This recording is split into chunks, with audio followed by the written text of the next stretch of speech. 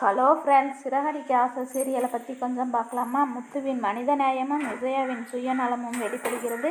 அதே நேரத்தில் ரோஹிணியும் புது நாடகம் போட்டு வர்றாங்க. அதை பற்றி விரிவாக பார்க்கலாமா? கிறிஸோட மனநிலையை டெஸ்ட் பண்ணுறதுக்காக அஜயோட அப்பா வக்கீலோட வர்றாங்க. அப்போ ஒரு பக்கம் பணமும் ஒரு மேஜையில் பணமும் ஆப்பிளும் வைக்கிறாங்க. இதை கிறிஸ் எதை எடுக்கிறான்னு சொல்லி டெஸ்ட் பண்ணலான்னு சொல்லி வச்சு டெஸ்ட் பண்ணுறாங்க. அதை கிறிஸை எடுக்க சொல்கிறாங்க. அப்போ கிறிஸ் கொஞ்சம் நேரம் யோசித்து பார்த்துட்டு ஆப்பிள் எடுத்துக்கிறாங்க. அதை பார்த்துட்டு முத்துவுக்கு ரொம்பவே சந்தோஷமாயிடுச்சு. அப்புறமா முத்து சொல்கிறாங்க அஜயோட அப்பா கிட்ட, இவனை எல்லாரும் கிண்டல் பண்ணனால தான் அவனுக்கு கோபம் வந்துடுச்சு அப்படின்னு சொல்கிறாங்க. அஜயோட அப்பா இருந்துக்கிட்டு, ஆமாங்க, நான் தான் தப்பாக புரிஞ்சுக்கிட்டேன் அப்படின்னு சொல்லி கிறிஸுக்கிட்ட மன்னிப்பு கேட்குறாங்க. முத்துக்கிட்ட சொல்கிறாங்க, உங்களை மாதிரி ஒருத்தவங்க இருந்தால் இந்த பையனுக்கு எல்லாமே நல்லது தான் நடக்கும் அப்படின்னு சொல்கிறாங்க. அப்புறமா அந்த சந்தோஷத்தை அண்ணாமலைக்கு ஃபோன் போட்டு சொல்கிறாங்க முத்து. அதை கேட்டுட்டு அண்ணாமலையும் ரொம்ப சந்தோஷப்படுறாங்க. அப்புறமா விஜயா அண்ணாமலைகிட்ட வர்றாங்க. அண்ணாமலையை பார்த்துட்டு, என்னங்க இவ்வளோ சந்தோஷமாக இருக்கீங்க அப்படின்னு சொல்லி கேட்குறாங்க. அதுக்கு அண்ணாமலை இருந்துக்கிட்டு, கிறிஸை சிறுவர் சீர்திருத்த பள்ளியில் சேர்க்காமல் காப்பாற்றியாச்சு அப்படின்னு சந்தோஷமாக சொல்லிகிட்ருக்காங்க.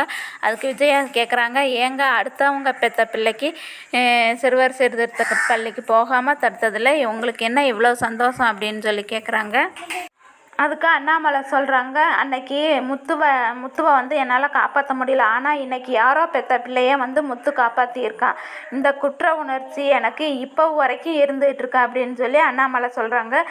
நான் கோயிலில் போய் கிறிஸ் பேரில் அர்ச்சனை பண்ணிட்டு வர்றேன் அப்படின்னு சொல்கிறாங்க. அதை கேட்டுட்டு விஜயா இந்த செய்தியை நம்ம எனக்கு சாதகமாக பயன்படுத்திக்கலாம், இது நம்மளுக்கு டாக்டர் பட்டம் வாங்குவதற்கு பயன்படும் அப்படின்னு சொல்லி, இது நல்ல ஐடியாவாக இருக்கே அப்படின்னு சொல்லி யோசிச்சுட்ருக்குறா விஜயா. அடுத்த பக்கம் பார்த்தீங்கன்னா, மகேஸ்வரி வீட்டுக்கு ரோஹிணி மகிழ்ச்சியாக வர்றாங்க. அப்புறம் வித்யாவும் வர்றாங்க. அப்போ ரொம்ப சந்தோஷமாக இருக்கிற போல் தெரியுது ரோஹிணி அப்படின்னு சொல்லி வித்யா கேட்குறாங்க. ஆமாம், கிறிஸோட பிரச்சனை முடிஞ்சிருச்சுல அப்படின்னு சொல்கிறாங்க. அதை கேட்டுட்டு வித்யா சொல்கிறாங்க, நான் முத்துவும் மீனாவும் இந்த பிரச்சனையில் தலையிட்ருக்குறாங்களா, கண்டிப்பாக இந்த பிரச்சனையை தீர்த்து வைப்பாங்க அப்படின்னு சொல்லி நான் அன்றைக்கே சொன்னேன்ல அப்படின்னு சொல்லி வித்யா சொல்கிறாங்க. அதை கேட்டு ரோஹிணி ரொம்ப கோவப்படுறாங்க. நீ அவங்களுக்கு சப்போர்ட் பண்ணிகிட்ருக்காத அப்படின்னு சொல்லி, உன்னோட லவ்வுக்கு அவங்க ஹெல்ப் பண்ணாங்கன்னு சொல்லி நீ அவங்களுக்கு சப்போர்ட் பண்ணிகிட்ருக்காத அப்படின்னு சொல்லி ரோஹிணி வித்யாவை திட்டிகிட்ருக்காங்க. அதுக்கு வித்யா சொல்கிறாங்க, நான் உண்மையை தான் சொல்கிறேன், நீ உன் மகனுக்கு செய்யாததை அவங்க யாரோ பெற்ற பிள்ளைன்னு யாருன்னே தெரியாதவங்களுக்கே இவ்வளோ உதவி பண்ணுறாங்க அப்படின்னு வித்யா சொல்லிகிட்ருக்காங்க.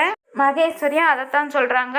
அப்புறமா மகேஸ்வரி சொல்கிறாங்க, சரி இப்போ கிறிஸை முத்துக்கிட்டேயும் மீனாகிட்டேயும் இருந்து நம்ம எப்படி இந்த வீட்டுக்கு கூட்டிகிட்டு வர்றது அப்படின்னு சொல்லி கேட்குறாங்க. அதுக்கு ரோஹிணி சொல்கிறாங்க, நான் அதுக்கு ஒரு ஐடியா வச்சுருக்கேன் அப்படின்னு சொல்லிகிட்டு இருக்காங்க. நான் எங்கள் அம்மா மூலியமாக தான் கிறிஸை இங்கே கூட்டிகிட்டு வரணும் அப்படின்னு சொல்லிகிட்டு இருக்காங்க. அது எப்படி அப்படின்னு சொல்கிறப்ப ரோஹிணி அவங்க அம்மாவுக்கு ஃபோன் பண்ணி அழுதுகிட்டே பேசுகிறாங்க. கிறிஸை நீ உன்னோடே வச்சுக்கம்மா அப்படின்னு சொல்லி ரொம்பவே அழுதுகிட்டே பேசிகிட்டு இருக்காங்க ரோஹிணி. அதை கேட்டுட்டு கிறிஸோட பாட்டியும், சரி நான் கிறிஸை நானே வச்சுக்கிறேன் அப்படின்னு சொல்லி நான் வரேன் ஊருக்கு அப்படின்னு சொல்லிகிட்டு இருக்காங்க. அதை கேட்டுட்டு மகேஸ்வரியும் வித்யாவும், நீ ரொம்பவே நல்லா நடிக்கிற அப்படின்னு சொல்லிகிட்டு இருக்காங்க. பெத்த அம்மாக்கிட்டேயே இப்படி பொய் சொல்லி ஏமாத்துறியே அப்படின்னு சொல்லிகிட்டு இருக்காங்க. இதெல்லாம் செஞ்சால் தான் கிறிஸ் முத்துக்கிட்டேயும் மீனாகிட்டேயும் இருந்து பிரிக்க முடியும் அப்படின்னு சொல்கிறாங்க. அடுத்தது மறுபக்கம் பார்த்தீங்கன்னா, ஸ்டோர் ரூமில் வேலை பார்த்துக்கிட்டு இருக்கும் மனோஜுக்கு ராணி வந்ததும் அவங்ககிட்ட இருந்து உண்மையை வர வைக்க தான் ஃபோனில் கேமராவை ஆன் செஞ்சு பாக்கெட்டில் வச்சுக்கிறாங்க. மனோஜ் ஆசையாக பேசியதை ராணியும் அதை ரெக்கார்ட் பண்ணி வச்சுக்கிறாங்க. இப்போ எங்ககிட்ட ஆதாரம் இருக்குது, நாங்கள் என்ன கேட்டாலும் நீங்கள் எங்களுக்கு தரணும் அப்படின்னு சொல்லி ராணி மனோஜை மடக்கிறாங்க.